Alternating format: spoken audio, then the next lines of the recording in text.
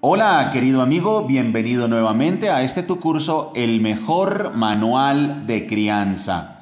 Y estamos estudiando el Evangelio de Marcos. Hoy vamos a iniciar nuestra lectura desde el capítulo 12. Después Jesús comenzó a enseñarles con historias. Un hombre plantó un viñedo, lo cercó con un muro, cavó un hoyo para extraer el jugo de las uvas y construyó una torre de vigilancia. Luego les alquiló el viñedo a unos agricultores arrendatarios y se mudó a otro país. Llegando el tiempo de la cosecha de la uva, envió a uno de sus siervos para recoger su parte de la cosecha. Pero los agricultores agarraron al siervo, le dieron una paliza y lo mandaron de regreso con las manos vacías. Entonces el dueño envió a otro siervo, pero lo insultaron y le pegaron en la cabeza. Al próximo siervo que envió lo mataron. Envió a otros, a unos los golpearon y a otros los mataron, hasta que le quedó solo uno, su hijo, a quien amaba profundamente. Finalmente el dueño lo envió porque pensó: sin duda respetarán a mi hijo. Los agricultores se dijeron unos a otros: aquí viene el heredero de esta propiedad. Matémoslo y nos quedaremos con la propiedad. Así que lo agarraron, lo asesinaron y tiraron su cuerpo fuera del viñedo. ¿Qué creen que hará el dueño del viñedo?, preguntó Jesús. Les diré: irá y matará a esos agricultores y alquilará el viñedo a otros. ¿Nunca leyeron en las Escrituras? La piedra que los constructores rechazaron ahora se ha convertido en la piedra principal. Esto es obra del Señor y es maravilloso verlo. Los líderes religiosos querían arrestar a Jesús porque se dieron cuenta de que contaba esa historia en contra de ellos, pues ellos eran los agricultores malvados, pero tenían miedo de la multitud, así que lo dejaron y se marcharon.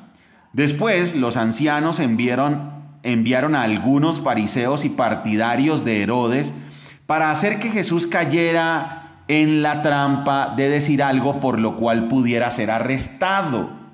Maestro, dijeron, sabemos lo honesto que eres. Eres imparcial y no tienes favoritismos. Enseñas con verdad el camino de Dios. Ahora dinos, ¿es correcto que paguemos impuestos al César o no? ¿Debemos o no pagarlos? Jesús se dio cuenta de su hipocresía y dijo: ¿por qué intentan atraparme? Muéstrenme una moneda romana y les diré. Cuando se la dieron, les preguntó: ¿a quién pertenecen la imagen y el título grabados en la moneda? Al César, contestaron. Bien, dijo Jesús. Entonces den al César lo que pertenece al César y den a Dios lo que pertenece a Dios.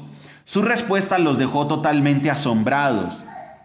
Después se acercaron a Jesús algunos saduceos, líderes religiosos que dicen que no hay resurrección después de la muerte. Le plantearon la siguiente pregunta: Maestro, Moisés nos dio una ley que dice que si un hombre muere y deja a una esposa sin hijos, su hermano debe casarse con la viuda y darle un hijo para que el nombre del hermano continúe. Ahora bien, supongamos que había 7 hermanos. El mayor se casó y murió sin dejar hijos. Entonces el segundo hermano se casó con la viuda, pero también murió sin dejar hijos. Luego el tercer hermano se casó con ella. Lo mismo sucedió con los 7 y aún no había hijos. Por último, la mujer también murió. Entonces dinos, ¿de quién será esposa en la resurrección? Pues los 7 estuvieron casados con ella. Jesús contestó: el error de ustedes es que no conocen las Escrituras y no conocen el poder de Dios. Pues cuando los muertos resuciten, no se casarán ni se entregarán en matrimonio. En este sentido, serán como los ángeles del cielo. Ahora bien, en cuanto a si los muertos resucitarán, ¿nunca han leído acerca de esto en los escritos de Moisés, en la historia de la zarza que ardía? Mucho después de que Abraham, Isaac y Jacob murieron, Dios le dijo a Moisés: Yo soy el Dios de Abraham, el Dios de Isaac y el Dios de Jacob. Por lo tanto, Él es Dios de los que están vivos, no de los que están muertos. Ustedes han cometido un grave error. Uno de los maestros de la ley religiosa estaba allí escuchando el debate. Se dio cuenta de que Jesús había contestado bien, entonces le preguntó: ¿de todos los mandamientos cuál es el más importante? Jesús contestó: el mandamiento más importante es: escucha, oh Israel, el Señor nuestro Dios es el único Señor. Ama al Señor tu Dios con todo tu corazón, con toda tu alma, con toda tu mente y con todas tus fuerzas. El segundo es igualmente importante: ama a tu prójimo como a ti mismo. Ningún otro mandamiento es más importante que estos. El maestro de la ley religiosa respondió: bien dicho, maestro, has hablado la verdad al decir que hay un solo Dios y ningún otro. Además, yo sé que es importante amarlo con todo mi corazón y con todo mi entendimiento y todas mis fuerzas, y amar a mi prójimo como a mí mismo. Esto es más importante que presentar todas las ofrendas quemadas y sacrificios exigidos en la ley. Al ver cuánto entendía el hombre, Jesús le dijo: no estás lejos del reino de Dios. Y a partir de entonces nadie se atrevió a hacerle más preguntas. Tiempo después, Jesús estaba enseñando al pueblo en el templo y preguntó: ¿por qué afirman los maestros de la ley religiosa que el Mesías es hijo de David? Pues el propio David, mientras hablaba bajo la inspiración del Espíritu Santo, dijo: el Señor le dijo a mi Señor: siéntate en el lugar de honor a mi derecha, hasta que humille a tus enemigos y los ponga por debajo de tus pies. Ya que David mismo llamó al Mesías mi Señor, ¿cómo es posible que el Mesías sea su hijo? La gran multitud se deleitaba al escucharlo.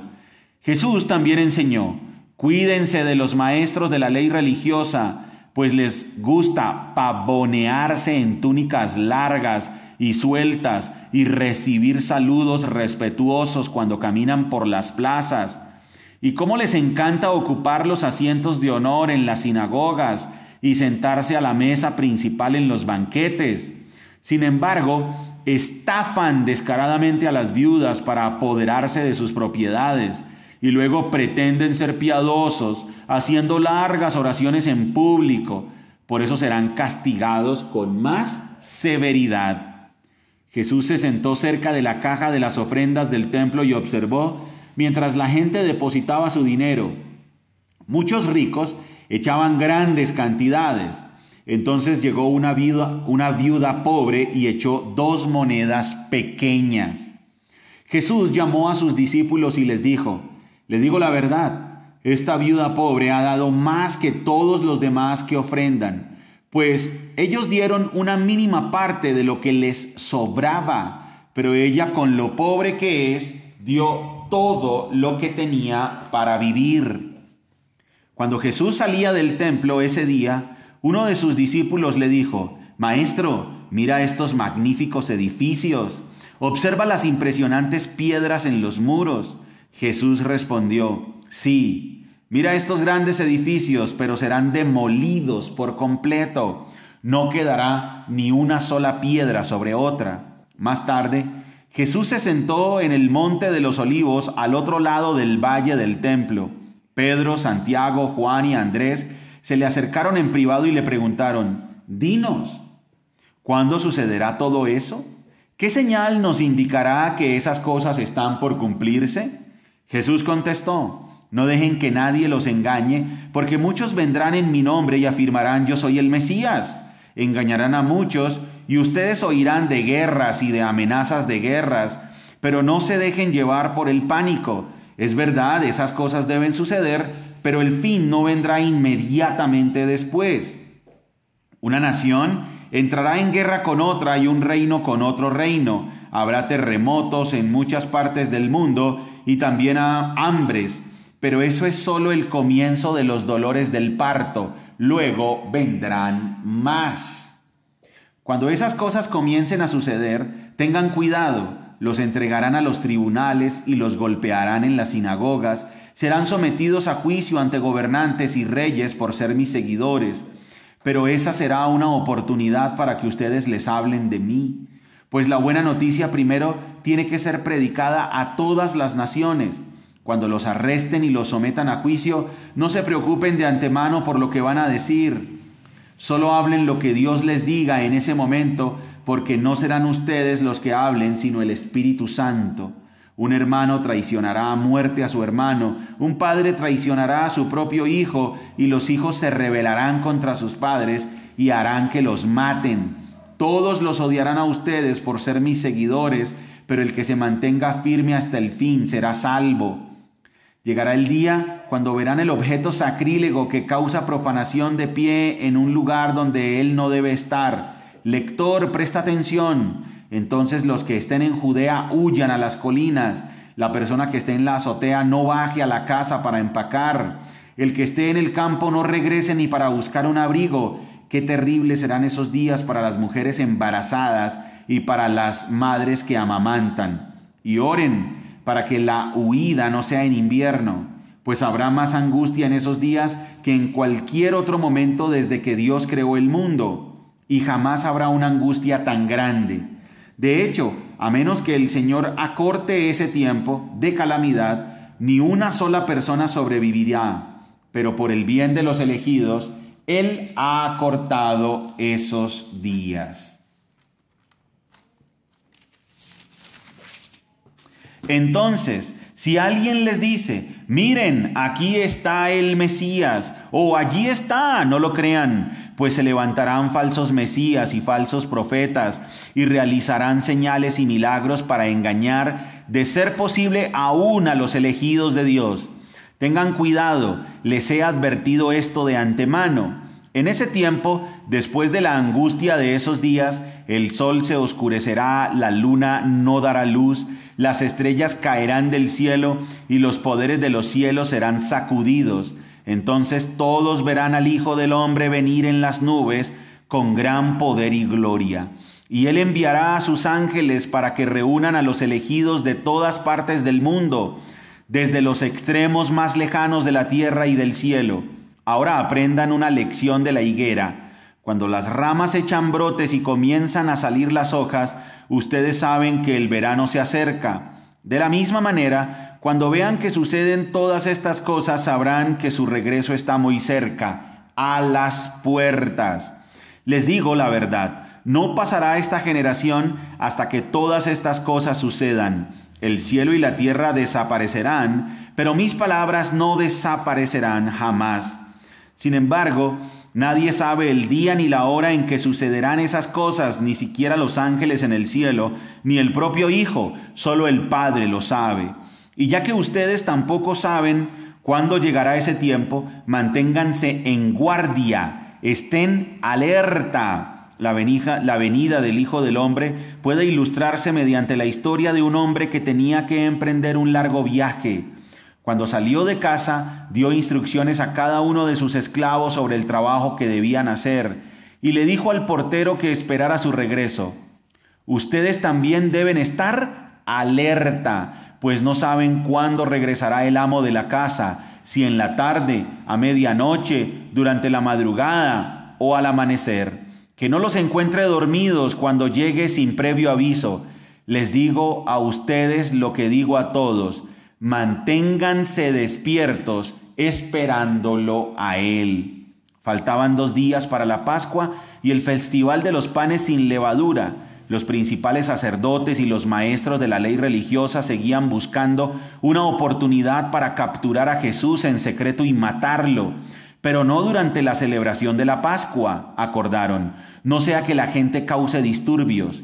Mientras tanto, Jesús se encontraba en Betania, en la casa de Simón, un hombre que había tenido lepra. Mientras comía, entró una mujer con un hermoso frasco de alabastro que contenía un perfume costoso, preparado con esencias de nardo. Ella abrió el frasco y derramó el perfume sobre la cabeza de Jesús. Algunos que estaban a la mesa se indignaron. ¿Por qué desperdiciar un perfume tan costoso?, preguntaron. Podría haberse vendido por el salario de 1 año y el dinero dado a los pobres. Así que la regañaron severamente. Pero Jesús respondió: déjenla en paz. ¿Por qué la critican por hacer algo tan bueno conmigo? Siempre habrá pobres entre ustedes y pueden ayudarlos cuando quieran, pero a mí no siempre me tendrán. Ella hizo lo que pudo y ungió mi cuerpo en preparación para el entierro. Les digo la verdad, en cualquier lugar del mundo donde se predique la buena noticia, se recordará y se hablará de lo que hizo esta mujer. Entonces Judas Iscariote, uno de los 12 discípulos, fue a ver a los principales sacerdotes para llegar a un acuerdo de cómo entregarles a Jesús a traición. Ellos quedaron complacidos cuando oyeron la razón de su visita y le prometieron darle dinero. Entonces él comenzó a buscar una oportunidad para traicionar a Jesús. El primer día del festival de los panes sin levadura, cuando se sacrifica el cordero de la Pascua, los discípulos de Jesús le preguntaron: ¿dónde quieres que vayamos a prepararte la cena de Pascua? Así que Jesús envió a 2 de ellos a Jerusalén con las siguientes instrucciones: al entrar en la ciudad, se encontrarán con un hombre que lleva un cántaro de agua. Síganlo. En la casa donde él entre, díganle al dueño: el maestro pregunta, ¿dónde está el cuarto de huéspedes para que pueda comer la cena de Pascua con mis discípulos? Él los llevará a un cuarto grande en el piso de arriba que ya está listo. Allí deben preparar nuestra cena.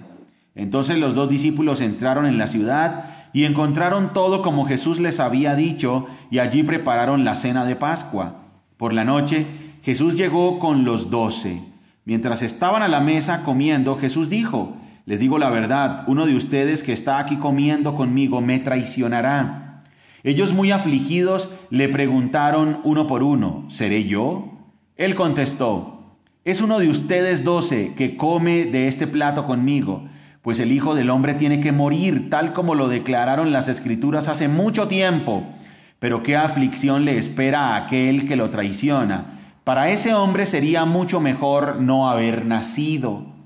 Mientras comían, Jesús tomó un poco de pan y lo bendijo. Luego lo partió en trozos, lo dio a sus discípulos y dijo: tómenlo, porque esto es mi cuerpo. Y tomó en sus manos una copa de vino y dio gracias a Dios por ella. Se la dio a ellos y todos bebieron de la copa, y les dijo: esto es mi sangre, la cual confirma el pacto entre Dios y su pueblo. Es derramada como sacrificio por muchos. Les digo la verdad, no volveré a beber vino hasta el día en que lo beba nuevo en el reino de Dios. Luego cantaron un himno y salieron al monte de los Olivos. En el camino, Jesús les dijo: todos ustedes me abandonarán, porque las Escrituras dicen: Dios golpeará al pastor y las ovejas se dispersarán. Sin embargo, después de ser levantado de los muertos, iré delante de ustedes a Galilea y allí los veré. Pedro le dijo: aunque todos te abandonen, yo jamás lo haré.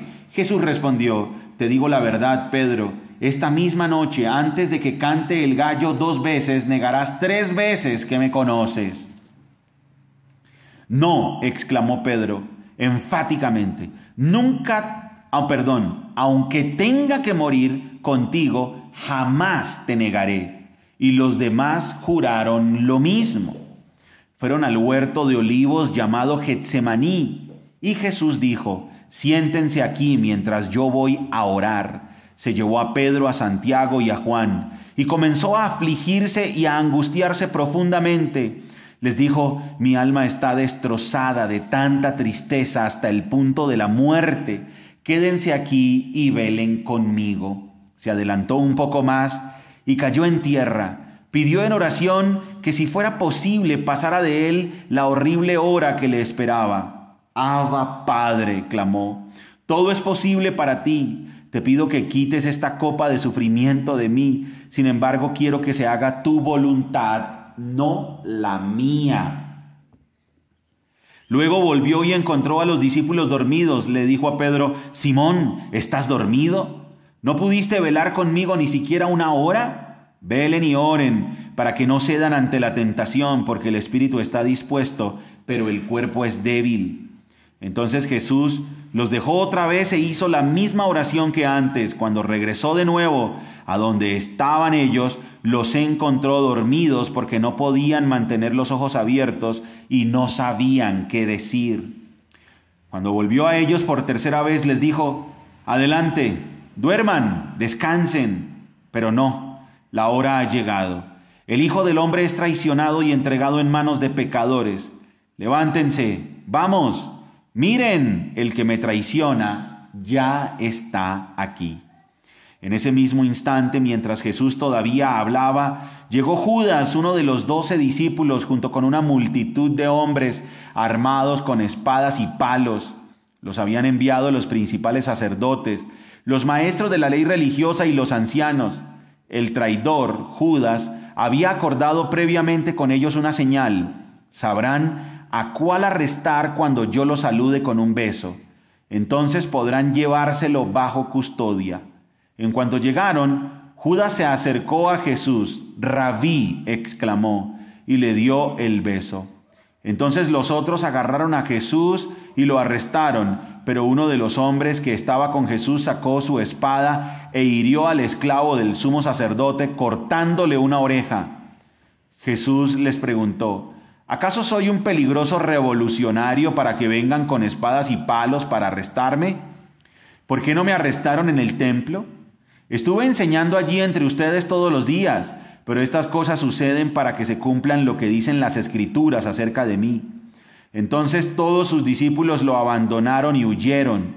Un joven que lo seguía solamente llevaba puesta una camisa de noche de lino. Cuando la turba intentó agarrarlo, su camisa de noche se deslizó y huyó desnudo. Llevaron a Jesús a la casa del sumo sacerdote, donde se habían reunido los principales sacerdotes, los ancianos y los maestros de la ley religiosa. Mientras tanto, Pedro lo siguió de lejos y entró directamente al patio del sumo sacerdote. Allí se sentó con los guardias para calentarse junto a la fogata. Adentro, los principales sacerdotes y todo el concilio supremo intentaban encontrar pruebas contra Jesús para poder ejecutarlo, pero no pudieron encontrar ninguna. Había muchos falsos testigos que hablaban en contra de él, pero todos se contradecían. Finalmente unos hombres se pusieron de pie y dieron el siguiente falso testimonio: nosotros lo oímos decir, yo destruiré este templo hecho con manos humanas y en 3 días construiré otro no hecho con manos humanas. Pero aún así sus relatos no coincidían. Entonces el sumo sacerdote se puso de pie ante todos y le preguntó a Jesús: bien, ¿no vas a responder a estos cargos? ¿Qué tienes que decir a tu favor? Pero Jesús se mantuvo callado y no contestó. Entonces el sumo sacerdote le preguntó: ¿eres tú el Mesías, el Hijo del Bendito? Jesús dijo: yo soy. Y ustedes verán al Hijo del Hombre sentado en el lugar de poder a la derecha de Dios y viniendo en las nubes del cielo. Entonces el sumo sacerdote se rasgó las vestiduras en señal de horror y dijo: ¿para qué necesitamos más testigos? Todos han oído la blasfemia que dijo. ¿Cuál es el veredicto? Culpable, gritaron todos. Merece morir. Entonces algunos comenzaron a escupirle y le vendaron los ojos y le daban puñetazos. Profetízanos, se burlaban, y los guardias lo abofeteaban mientras se lo llevaban. Mientras tanto, Pedro estaba abajo en el patio. Una de las sirvientas que trabajaba para el sumo sacerdote pasó y vio que Pedro se calentaba junto a la fogata. Se quedó mirándolo y dijo: tú eres uno de los que estaban con Jesús de Nazaret. Pero Pedro lo negó y dijo: no sé de qué hablas. Y salió afuera a la entrada. En ese instante cantó el gallo. Cuando la sirvienta vio a Pedro parado allí, comenzó a decirles a otros: no hay duda de que este hombre es uno de ellos. Pero Pedro lo negó otra vez. Un poco más tarde, algunos de los otros que estaban allí confrontaron a Pedro y dijeron: seguro que tú eres uno de ellos, porque eres Galileo. Pedro juró: que me caiga una maldición si les miento. No conozco a ese hombre del que me hablan. Inmediatamente el gallo cantó por segunda vez. De repente, las palabras de Jesús pasaron rápidamente por la mente de Pedro. Antes de que cante el gallo 2 veces, negarás 3 veces que me conoces. Y se echó a llorar.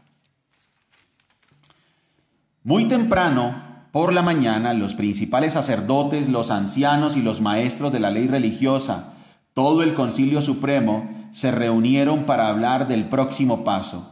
Ataron a Jesús, se lo llevaron y lo entregaron a Pilato, el gobernador romano. Pilato le preguntó a Jesús: ¿eres tú el rey de los judíos?